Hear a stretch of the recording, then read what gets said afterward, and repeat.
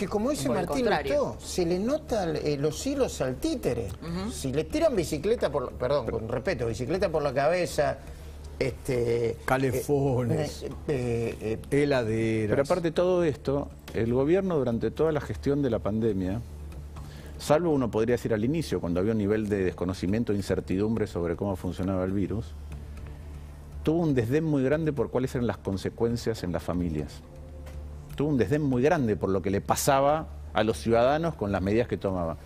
Me Insisto, dejas agregar, Martín, un poco desconectados de viviendo su propia realidad, desconectadísimo. sí, está. pero quiero focalizarme en las consecuencias por lo siguiente, porque así como minimizó las consecuencias de las decisiones que forzaba a la sociedad a atravesar, ahora también minimiza las consecuencias del intento de revertir la elección en la economía posterior.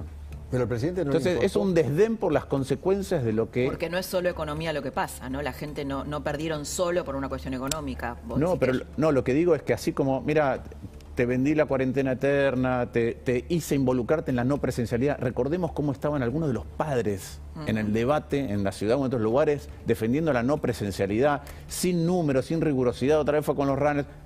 Ese tipo de debate y las consecuencias que generaron, sanitarias, económicas, sociales, psicológicas, ¿sí? Tuvo un desdén, tuvo un desprecio por las consecuencias de sus actos. Ahora está haciendo lo mismo. Ahora está diciendo, voy a alimentar todo lo que puedo esto para ver si revierto la elección. Y después vemos qué pasa. Y Eduardo Keynes traía decía un que en dato. economía se puede hacer todo menos evitar las El consecuencias. desdén del presidente te lo dijo el mismo presidente el año pasado. Entre la salud y la economía, elijo la salud. Prefiero Y tener además 10% más de pobre y no 100.000 muertos. exactamente, Pero tenés no me 120.000 importan, muertos ahora. por eso, Claro. no me importan 10%, te lo dijo con una soltura Está bien, pero lo mismo- tremendo, que pero- esos son millones de personas. Pero anda a la salud. Y en la salud también hubo un desdén por el sesgo en la elección de las vacunas. Sí, Es totalmente. exactamente igual. Eso fue, para mí eso fue Eso fue una de las criminal. cosas- eso Bueno, fue- entonces criminal. en todo hubo un desprecio por las Martín, porque hay que consecuencias de los recordarlo, se actos. perdieron vidas. Yo no voy a decir que claro. el presidente es el responsable de cada uno de los muertos, pero las decisiones que tomó, por las decisiones que tomó el presidente, y otra cosa, una fórmula presidencial contra natura, en la concepción y en la gestión, terminó con el no contrato con Pfizer. Eso es imperdonable, yo no me quiero olvidar de eso, porque hubiera evitado muchas muertes, muchas miles de muertes. Pero por eso digo, hay un desprecio por las consecuencias de los actos de gobierno acumulada en el tiempo. Y ahora me parece que es la repetición de lo mismo, solamente que con el objetivo electoral. Entonces a mí me parece que eso en el votante, y el votante que les dijo que no esta vez, a pesar de que por ahí está más cerca de ellos que de la oposición, me parece que les va a volver a decir que no por los mismos motivos. Están desesperados. En el gobierno están desesperados por la elección. Desesperados es la palabra. Saben que 900.000 personas no fueron a votar, aquellos que votaron a Alberto Fernández en el 19, en la elección presidencial. 900.000, los tienen contados. Y dicen que la única manera es irlos a buscar con ¿Cómo irlos? 35.000 móviles, no sé, autos, camionetas, micros, irlos a buscar a la casa, llevarlos a votar y volverlos a llevar. El operativo lo están repartiendo entre los intendentes. Es Y- tremendo. Bueno, es lo el que- operativo que hace Mansur en Tucumán, que va a buscar gente en moto, en auto, que le paga a esos Exactamente, punteros. exactamente. Pero ¿qué? Porque es como un desprecio por la libertad de decisión. Porque, ¿por qué creen que no fueron a votar? ¿Por qué? ¿Porque se levantaron con fiaca? No, porque las PASO eran poco importantes, dicen. No porque no querían votar a este gobierno. No, porque, porque- suele haber, en la aplicación que te dan, yo estuve hablando con varios intendentes que están en el operativo dicen que hay un 35% dispuesto a ir a votar que no votó, del cual está el que históricamente nunca va a votar y tampoco va a ir a votar ahora, pero que hay un gran porcentaje remolón que todas las elecciones lo tienen que sacar de la casa para ir a votar. No, y en este caso el aparato no funcionó y no lo fueron a buscar, Ahora, que es lo que dice exactamente. Eduardo. No, por favor. Martín, 4.000 millones por día. ¿Cuántos pesos aguanta la economía inyectándose de esta manera así atroz con las reservas actuales del Banco Central? Porque todos los pronósticos parecen aletargados. La hiper nunca llega, el Rodrigazo está ahí meneándose. Vos como economista. A ver, no hay una respuesta. Pensémoslo así. Pensemos que el kirchnerismo construyó una economía debilitada en lugar de diques de contención o represas bien armadas, represas chapuceras, que lo que hacen es trabar toda la economía por todos lados y contener el agua durante un tiempo. ¿De qué depende al revés que en ingeniería, en economía, que las cosas aguanten? De si creemos que hay un rumbo colectivo o una dirección en la cual estamos caminando que es más virtuosa. Bueno, nada de lo que estamos diciendo, nada de las reacciones del gobierno, ni siquiera los debates internos generan esa confianza. O sea, entonces, ¿dónde va? la pregunta ¿Cuál es el rumbo? ¿De qué depende cuánto queremos los pesos? De si pensamos que sirven en la economía o no sirven en la economía. Ya no se demandan los pesos. Bueno, entonces Los pesos cuanto no. más pesos tires, más inconsistencias acumulás y esos diques que construiste, más filtraciones tienen hasta que no aguantan. Y esa es la historia repetida de la Argentina y esa es la historia del aumento de nuestra desigualdad y por ende el aumento de la pobreza. Porque Argentina, cuando uno mira los datos, le pasaron dos cosas. Una es que no creció. Del 74 hasta el 2020 el mismo PBI por habitante. Quiere decir que la torta que nos podría tocar a cada uno es igual que hace 47 años. Pero como tuvimos crisis, en las crisis pierden los que menos tienen. ¿Qué es lo que menos tienen? Los que no tienen dólares, los que no tienen sus cosas y al día siguiente la devaluación y la inflación la tienen que salir a comprar más cara, y los que no tienen un nivel educativo para negociar su salario de otra manera o un trabajo en blanco. Entonces, cada vez que vos tenés una crisis, esos son los castigados, la desigualdad aumenta. Y si el reparto, si la cantidad de torta por habitante es la misma, pero se reparte peor, hay más pobre. Claro que sí. Y eso es lo que le ha pasado a la Argentina. Martín, perdón, Ahora, porque hay un problema en la caracterización de los problemas, ¿no? Hoy, por ejemplo, hubo un debate entre María Eugenia Vidal y Gabriela Cerruti, que presuponemos que es la vocera del presidente y que ¿Un expresa... debate como a través de Twitter? Un debate, sí, en donde redes María sociales. Eugenia Vidal dice la inflación es causa de la emisión descontrolada. Gabriela Cerruti dice no, son los oligopolios de la alimentación los que fijan precios y provocan la inflación. Se ríe, Martín. Claro, bueno, pero digo, debemos pensar que esto es lo que piensa el presidente. Porque a mí me parece que una de las cosas que tenemos que tratar de hacer es debatir con un poco de rigurosidad, porque si no, no podemos ni siquiera abordar no el problema y mucho menos la solución. Yo hago la siguiente pregunta. ¿Argentina tiene mercados concentrados? Sí. ¿Se concentraron más con el kirchnerismo? Sí. Cada vez que vos haces un acuerdo de precios, tendés a la colusión entre las empresas, porque las empresas que dicen, voy a sentarme con el gobierno, ¿qué hago? Lo que no deberían hacer los competidores es, che, ¿vos qué vas a hacer? ¿Vos qué precio llevás? Entonces, cada vez que vos incentivas este tipo de cosas, estás incentivando la colusión en cualquier mercado. Tercero, les hago esta pregunta. ¿Ustedes creen que Chile, Uruguay, Colombia tienen menos nivel de concentración económica por sectores que Argentina? No lo sé. ¿El mismo? ¿Por qué tienen una inflación más baja? ¿Por qué tienen inflación más baja? Claro. Voy a la lógica económica. La concentración económica hace que vos puedas tener un precio más alto. ¿Por qué? Supongamos que vos tenés un mercado de 1000 unidades, ¿sí? Distribuido entre 1000 productores distintos. Cada uno hace una unidad, ¿sí? El día que uno quiere subir el precio, todos los demás dicen, no, yo produzco un poquitito más y te reemplazo. Listo. Cuando tenés un mercado concentrado, supongamos, un productor que hace 999 cantidades de ese mercado de los 1000, Listo. dice, yo voy a subir el precio, sube el precio y nadie puede reemplazarlo. Entonces, cada vez que vos tenés un mercado concentrado, el precio es más alto que cuando hay más competencia. Es cierto. Ahora, la pregunta es, con la inflación no es porque el precio es más alto, es porque sube todo el tiempo. Claro. Yo dando clase de economía una vez pregunté, ¿qué es la inflación? En la mejor definición que me dieron es cuando todo sube y todos putean. Sí. No es cuando el precio es más alto de lo que podría haber sido, no, es cuando sube todo el tiempo. Exactamente. Y ahora, entonces son dos cosas diferenciadas. Y yo te quiero preguntar esto que tiene que ver con lo que va a presentar Laura ahora. Hay como dos miradas, ¿no? Ya todo el mundo está pensando qué va a pasar. Uno dicen que quizá el oficialismo puede recuperar un poco en la provincia de Buenos Aires, otros dicen que no, que la paliza va a ser más grande. ¿Qué va a pasar con el gobierno y qué va a hacer la oposición con el gobierno? Porque en un momento... A ver, nosotros hace años venimos analizando esto. ¿No nos va a parecer extraño que Cristina se quiera llevar al gobierno por delante, incluido el presidente? Y que quede este gobierno, el presidente, cada vez más débil. Pero antes de eso, ¿me presentás tu informe? Así lo conversamos con Martín, por favor, sí, claro. Laura. Bueno, Sergio Massa hizo una entrevista con Román Lechmann en Infobae, que es un periodista, Román Lechmann, bastante cercano a Alberto Fernández, y propuso anunció, adelantó un acuerdo político que le va a proponer a la oposición después de las elecciones. ¿Tenemos el tape para ver eso? Dale. ¿Lo tenés? No. El tape. ¿Qué pediste? No está ese tape. A ver, ¿qué otra cosa puede ser? No, ese la opinión, tape. la opinión de Larreta sobre eso sí que está. Bueno, la opinión de Larreta sobre eso. Dale. El gobierno no ha mostrado ninguna predisposición ni actitud respecto al diálogo. O sea, resulta sorprendente que se acuerden de eso, no sé, 2 semanas antes de la elección y además lo lancen por trascendidos en las redes o en los medios.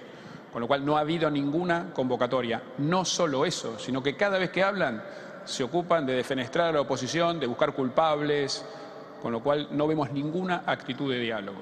Toda convocatoria tiene que ser canalizada institucionalmente como corresponde, que es en el ámbito de diálogo democrático, que es el Congreso de la Nación. Pero al día de hoy yo no hemos visto ninguna vocación ni actitud de diálogo por parte del gobierno. Ese es Horacio Rodríguez Larreta diciendo, che... Ese es Horacio Rodríguez Larreta respondiéndole a Massa. ¿Y ahora? Respondiéndole a Massa, Massa lo que dice, los vamos a llamar para hacer un acuerdo de 10 puntos. Ok. De 10 puntos. Y después está Gabriela Cerruti, respondiendo... Gabriela Cerruti, sí. Respondiendo ahí en un audio, pongámoslo. ¿Te va a convocar a un consenso el 15 de noviembre? No entiendo que el presidente esté convocando a ningún consenso el 15 de noviembre, entiendo que es una iniciativa de Massa y el presidente en cualquier caso conversará con Massa sobre esa iniciativa próximamente y verá de qué se trata y tomarán una decisión con todos los espacios que integran la coalición de gobierno. No. Bueno, esto es la desorientación del gobierno, ¿no? Massa, por un lado, queriendo buscar... Me gusta que Martín se ríe. Sí, claro, porque todo es así todo el tiempo. Claro, no hay conducción noche, ahí. Antes de que hable la portavoz del gobierno, sí, muy grande así, puso un sí el presidente en Twitter. Enorme el sí al diálogo, sí. Bueno, por eso, Massa además pero dice, la yo esto lo hablé con el presidente. Dijo, no. Exacto, dijo, yo lo hablé con el presidente. Pero bueno, más allá de eso, esto interpela a la oposición, porque lo que la oposición se pregunta es, bueno, ¿qué pasa si la Argentina llega a un 2001? ¿Qué pasa si la Argentina estalla después de las elecciones? ¿No? ¿Qué hacemos? ¿Qué hacemos, Martín? A ver, primero entendamos lo siguiente, es un gobierno que parece que no dialoga entre sí. Claro.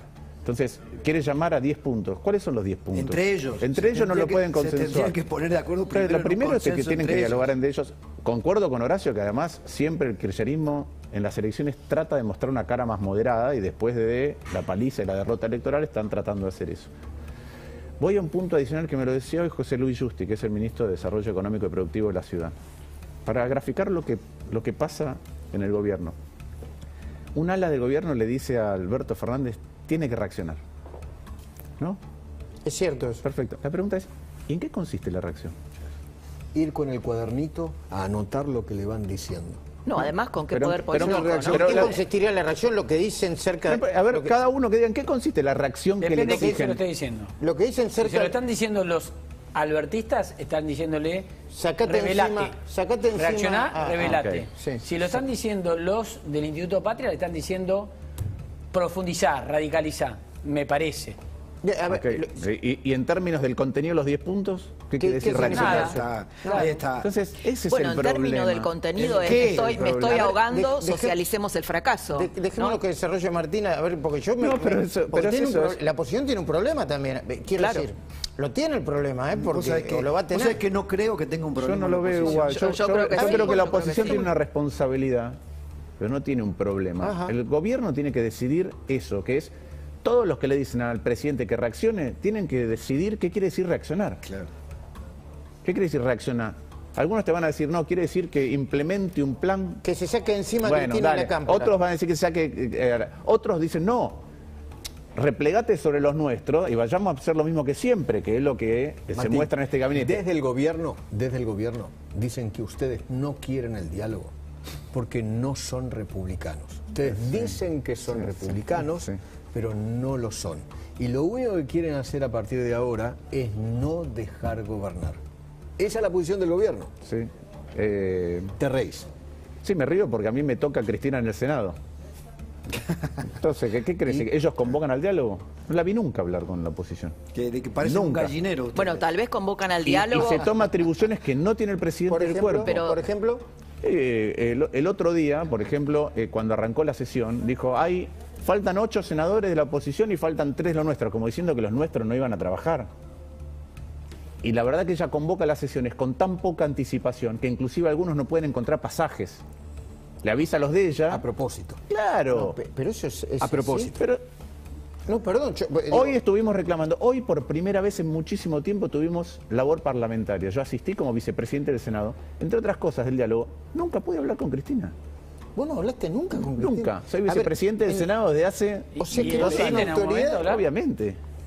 Entonces, ¿qué quiere decir? Cuando nosotros no somos republicanos, nosotros tratamos de que las cosas funcionen como deben funcionar de acuerdo a las leyes. Ella pasa por encima del reglamento del Senado permanentemente. Sí, todo el tiempo. Ahora, Entonces, Martín, olvidémonos perdón, de pero... esto. Yo lo que digo es, quiero ir a la responsabilidad de la oposición. Yo digo, ¿cómo sigue esto después del 14 de noviembre? El 14 de noviembre va a haber un resultado. Independientemente de cómo sea el resultado, en el corto plazo, la sociedad argentina va a padecer más, va a padecer menos, va a encontrar un rumbo, no lo va a encontrar de acuerdo a cómo reaccione el gobierno con el resultado. Sí, Martín, pero en el mediano, si no firma con el fondo, si no, todas las cosas que voy a hacer. Por eso, en el mediano plazo depende la Argentina también de cómo la oposición interprete el resultado electoral y lo digiera como corresponde. Que yo a veces tengo interpretaciones distintas a lo que pueden tener otros. Y en el largo plazo sí va a depender de si esas dos visiones pueden sentarse en una mesa. Hoy no vemos ningún ámbito para eso, sinceramente. Yo no lo veo ninguno de los días que estoy en el Mira, Senado. hoy- lo veo. hoy yo Y hablaba, de la misma perdóname, manera, con alguien- el sí. presidente, acá había una ilusión de diálogo hasta que un día el presidente en cadena nacional le avisó al jefe de gobierno que le sacaba la plata. Con Sí, Jorge sí, Macri y y ahí se otros. terminó. Esperame un segundito, Laura, que no quiero dejarme esto.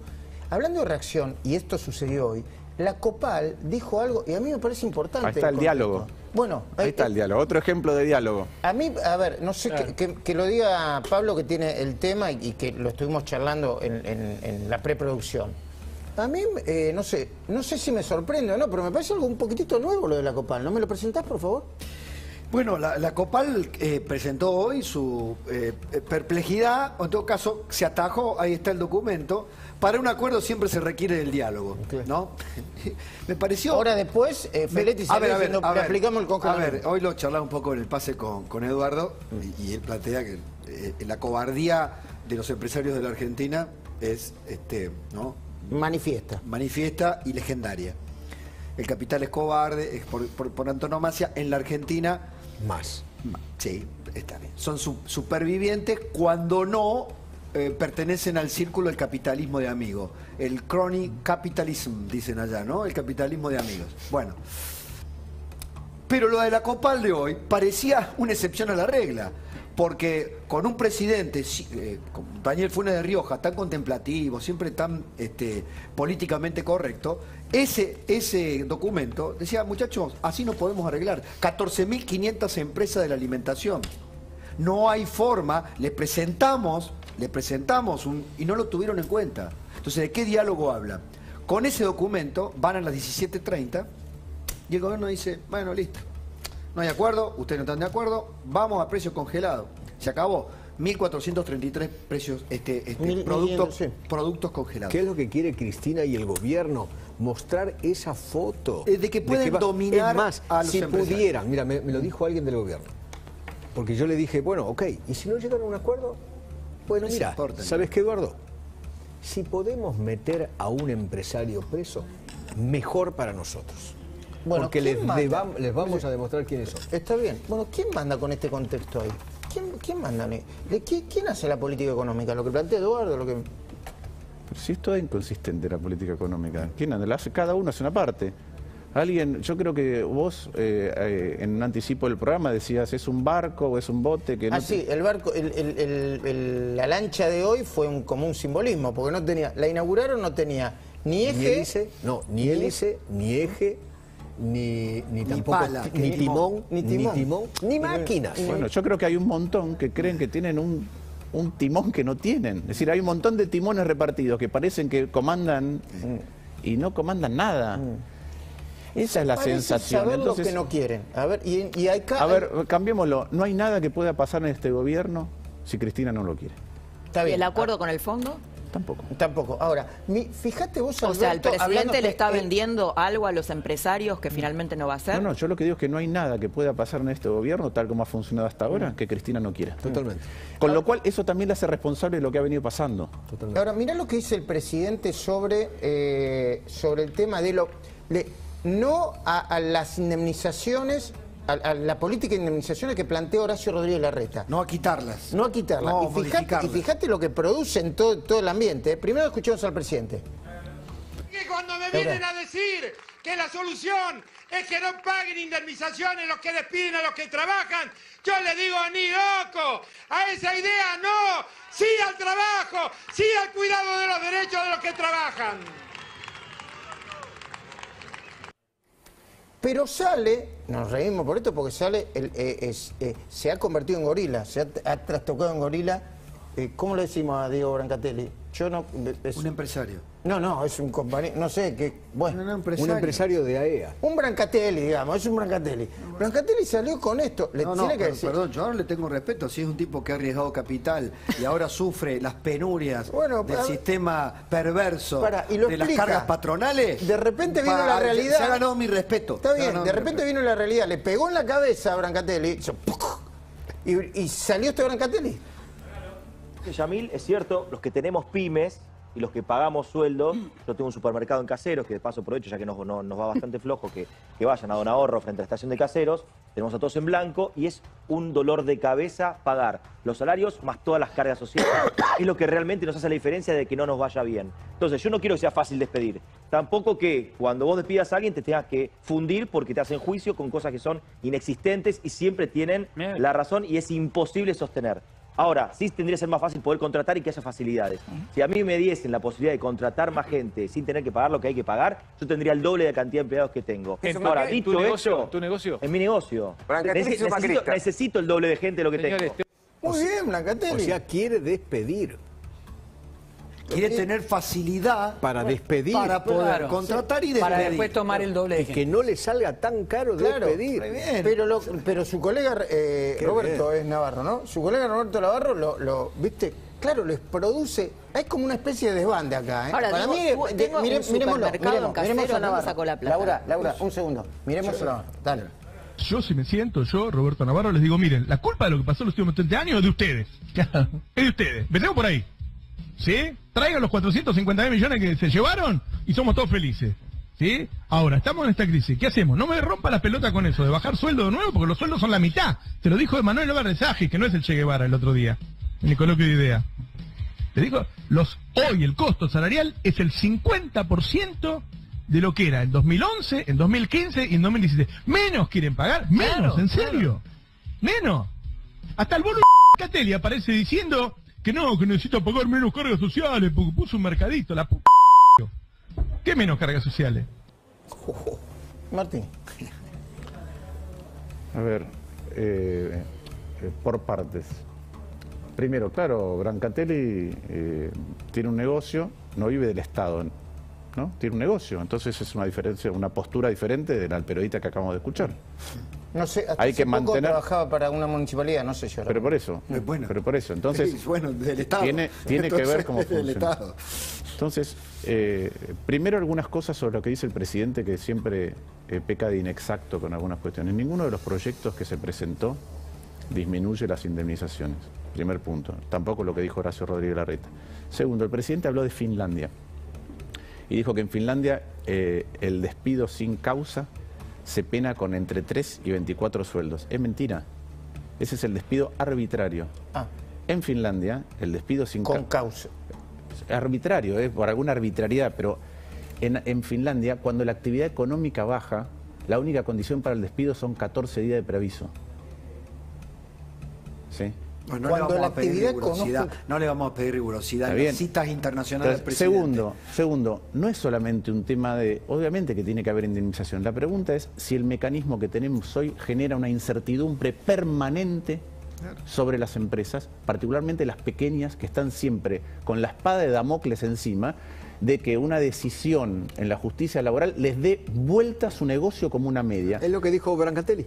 Exactamente. El otro día nosotros estuvimos reunidos en Caballito con, creo que eran 12 comerciantes que en su enorme mayoría tenían bares o restaurantes, desde cadenas grandes hasta algunas de una sola sucursal. Muchos es de 11, 6, 7, 8, dijeron yo me siento rehén de mis empleados. Sí, claro. En Finlandia, 7 días sin ir a trabajar equivale a despido, Sí, claro. sin indemnización. Entonces, no es cómo protegemos el buen trabajo y cómo protegemos a aquellos que, como Brancatelli o tantos otros, armamos una empresa. Yo tengo una consultora, una empresa, cumplimos con todas las normativas y queremos que funcionen más, mejor. Y cómo no tenemos permanentemente un riesgo que no estaba previsto originalmente en la ley, sino que es producto de cómo se interpreta y funciona posteriormente una industria del juicio, en este caso, que es eso. Hay muchos vivos. Ya me perdí, pero creo que en la ciudad de Buenos Aires equivale los juicios a algo así como 1 billón de pesos. No, ¿verdad? sí, es una cosa... Entonces, la industria del juicio laboral es una cosa... Y en este momento hay 238.000 juicios activos, de los cuales casi el 25% son del año pasado. Un gran negocio con eso. Entonces no es que la indemnización, que la ley, creo que es el artículo 245, te prevé que tenés que tener. Es cómo eso funciona en la realidad.